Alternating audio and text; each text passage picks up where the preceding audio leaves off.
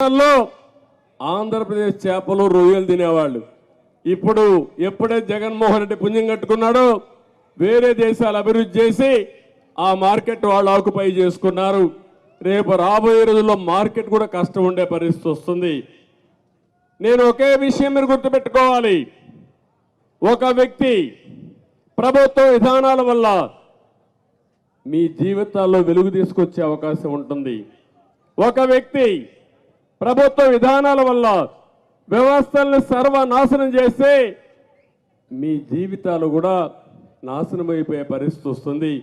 అదే ఈ 5 సంవత్సరాలు జరిగిందని చెప్పి కూడా నేను మీకు తెలియజేస్తున్నా. ఇటీవల నేను చాలా దేవాలయాలకు వెళ్ళాను.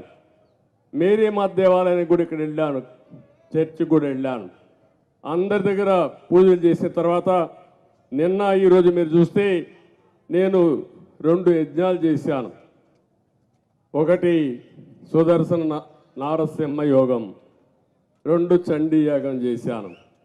నా కోసరం కాదు, ఈ రాష్ట్రంలో ఉండే ప్రజల కోసం నేను ఈ యజ్ఞాలు చేశాను. మానవ ప్రయత్నం చేస్తాం, పోరాడతాం, దేవుడు కూడా సహకరించాలి, ఆశీర్వదించాలి. అందుకే ఈ యజ్ఞాలు కూడా చేశానని చెప్పి నేను మీకు తెలియజేస్తున్నా. మీ అందరి ఆశీస్సుల ద్వారా 45 ఏళ్ళుగా నాకు ఇంకేం పదవులు అవసరం లేదు. ఆ విషయం మీరు గుర్తుపెట్టుకోవాలి. నా రికార్డు ఎవరు ఇంక బద్దలు కొట్టలేరు. సమైక్య ఆంధ్రప్రదేశ్లో 9.5 సంవత్సరాలు నేను ముఖ్యమంత్రిని. ఆ రికార్డు ఎవరైనా మళ్ళా బద్దలు కొడతారా? సమైక్య ఆంధ్రప్రదేశ్లో 10 సంవత్సరాలు ప్రతిపక్ష నాయకుడిని. మళ్ళా ఎవడన్నా 10 సంవత్సరాలు అక్కడ ప్రతిపక్ష నాయకుడు అవుతాడా? ఇంకా ఇక్కడ 5 సంవత్సరాలు ముఖ్యమంత్రిని, 28 సంవత్సరాలుగా నేను పార్టీ అధ్యక్షుడిని.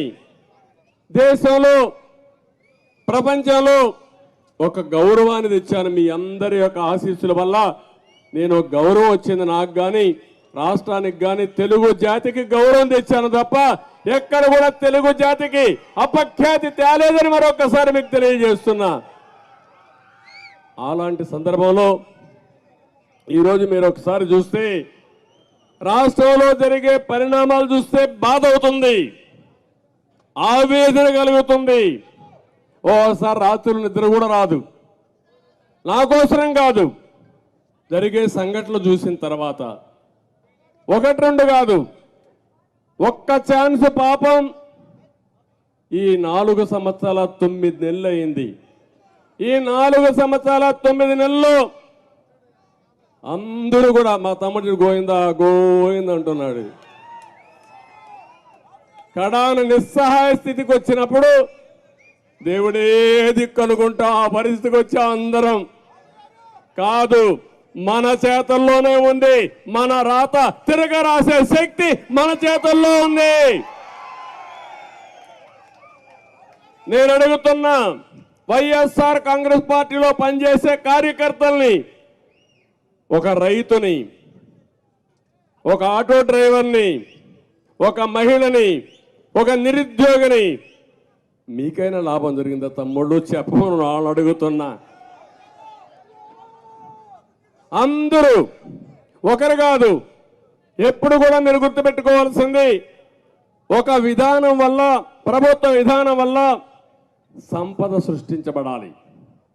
ఒకే ఒక ఎగ్జాంపుల్ చెప్తున్నా. మీరు మొన్న తుఫాను వచ్చింది, 2 రోజులు తిరిగాను. తుఫాన్ని మనం నివారించలేం, కానీ తుఫాను బాధను తగ్గించగలుగుతాం. ఉదుగు తుఫాను వచ్చింది, అందరికంటే ముందు నేనే వెళ్ళా.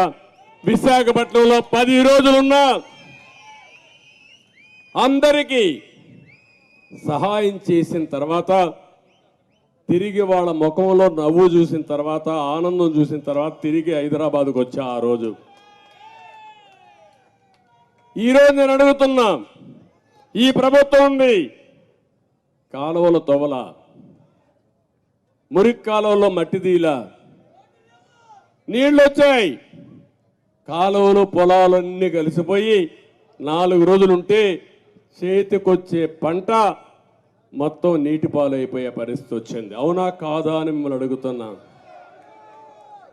ఇది ప్రభుత్వ వైఫల్యం అవునా కాదా అని మిమ్మల్ని అడుగుతున్నా. ముఖ్యమంత్రి వస్తాడు, హెలికాప్టర్లు తిరుగుతాడు. హెలికాప్టర్లో తిరిగితే కనపడుతుంది తమ్ముళ్ళు. నేను 2 రోజులు ఊరూరికి తిరిగాను, మీ బాధను అర్థం చేసుకున్నాను. కానీ ఓసారి బాధ, నిస్సహాయ స్థితి, ఏమీ చేయలేకపోయానని బాధపడ్డాను తప్ప అదే తెలుగుదేశం పార్టీ అధికారంలో ఉంటే మీ ముఖంలో ఆనందం చూసే వరకు మీ దగ్గర నేను ఉండేవాడిని, చేసేవాడిని. ఇలాంటి ఒక్క వ్యవస్థ కాదు, ప్రతి సంవత్సరం జాబ్ క్యాలెండర్ అన్నాడు. ఇచ్చాడా? ఒక్కడికి ఉద్యోగం వచ్చిందా ఈ రాష్ట్రంలో? మొత్తం ఇండస్ట్రీస్ అన్ని పారిపోయినాయా లేదా? పారగొట్టాడా లేదా? వాళ్ళు పోకపోయినా తరివేశాడు. అంటే వాటాల కోసం కక్కుర్తిపడి అందరినీ తరివేశాడు. ఈరోజు నేను ఒక న్యూస్ చూశాను. విశాఖపట్నంలో గాదిరాజు ప్యాలెస్, ఒక అతను ముచ్చటపడి మంచి ఇల్లు కట్టుకున్నాడు.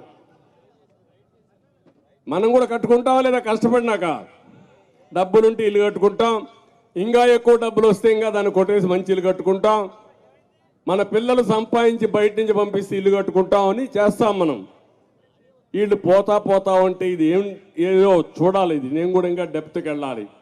పోతా ఉంటే ఆ ఇంటి మీద ముఖ్యమంత్రికి కన్ను పడిందంట. ఇంకా అయిపోయింది ఆ పని. ఆ ఇల్లు మాకు కావాలని వీళ్ళు ముచ్చటపడ్డారు కాబట్టి ఆ ఇల్లు కావాలన్నారు. ఆయన అన్నాడు, నేను ఎందుకు ఇస్తానయా, నా ఇల్లు ఇది అన్నాడు. అంటానే ఏం చేశారు తెలుసా? ఎప్పుడో ఇది ఉందని 22A కింద పెట్టేశారు. ఇప్పుడు రికార్డులు చాలా స్పష్టం తమ్ముళ్ళు. మీ భూమి మీద అవునా కాదా దినాము చెక్ చేసుకోవాలా మీరు ఇంక రాబోయే రోజుల్లో. ఎందుకంటే ఈ కాంగ్రెస్ దొంగలు ఆ రికార్డులో ఏమక్కర్లా, ఈ భూమి 22A ఉంది అంటే ఏంటి? ఇది ప్రభుత్వ భూమి. మీ తాత ఇవ్వచ్చు, మీ ముత్తాత ఇవ్వచ్చు మీకు.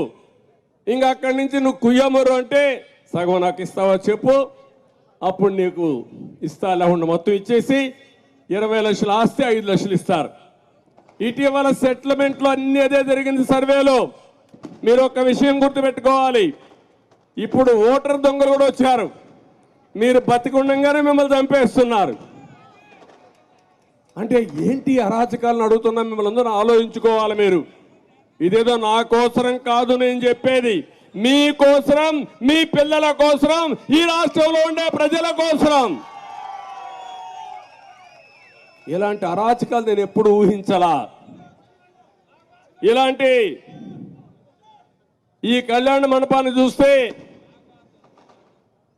ఇప్పుడు కొత్తగా ఒకటి తెచ్చారు. నేను చెప్పింది ఈ గాదిరాజు ప్యాలెస్ది. ఆ కళ్యాణ మండపాన్ని చూస్తే 94లో అతను కొన్నాడు, కొని కట్టుకున్నాడు. అతను చాలా స్పష్టంగా చెప్పాడు, ఈ కళ్యాణ మండపం నేను ఎప్పుడో కొన్నాను, ఇవన్నీ కూడా ల్యాండ్ కొన్నాను, అప్పుడే అరియర్స్ అన్ని పే చేశాను, ఎలాంటి డిస్ప్యూట్ లేదంటే వీళ్ళు 22A కింద పెట్టి అక్కడి నుంచి అతన్ని వేధించడానికి మొదలుపెట్టే పరిస్థితికి వచ్చారు. ఒక్క విశాఖపట్నంలో 40,000 కోట్ల రూపాయలు చేసే ఆస్తుల్ని వీళ్ళు కబ్జా చేశారు, సెటిల్మెంట్ చేశారు. గొంతు మీద కత్తి పెడతారు, ఇస్తావా సస్తావా. అదే జరిగింది. ఇప్పుడు మీరు చూశారు, ఇతన్ని ఎవరైతే మన